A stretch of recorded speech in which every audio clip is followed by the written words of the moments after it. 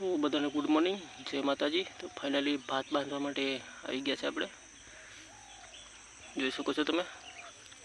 હવે આ બાજુ હીડફા થઈ ગયા છે, એટલે હવે કેવી રીતના પૂરી બાંધે તમને બતાવો આગળ। વિડીયો ગમે તો લાઈક ને સબસ્ક્રાઈબ ને શેર કરજો। આ તો જોઈ શકો છો આવી ગયા છે પૂળિયા બાંધવા માટે। તમે જોઈ શકો છો આ ભાતની પૂરી છે, તો એને આપણે થોડું થોડું કરીને એક ગળી જેવી કરી દેવાની, જેથી કરીને બાંધવા માટે સગવડતા રહે અને જોડવામાં પણ સારું રહે।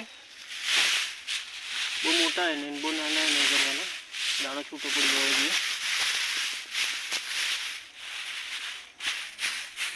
તો આ રીતના આપણે એને કપલા ટાઈપ કરી દેવાની, એટલે એને પછી બાંધી લેવાની। આ ટાઈપ કરી નાખવાની। બેઠા બેઠા મેં 4 કરી નાખી, આ બધી બીજી કરી નાખેલી છે, એટલે તમે વિડીયોમાં આગળ જુઓ એને કેવી રીતના બાંધે છે અને પછી ઝપેટી હશે અને દાણો કેવો છૂટો પડે છે। બાકી દાણો આ વખત એકદમ સરસ આવ્યો છે, એક એક પૂળીમાંથી 2-2 કિલો દાણો નીકળવો જ જોઈએ।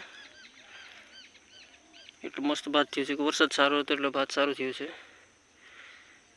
તમને વિડીયો ગમે તો લાઈક કરજો, ચેનલને સબસ્ક્રાઈબ કરજો, એટલે વહેલા વિડીયો તમને મળી જાય।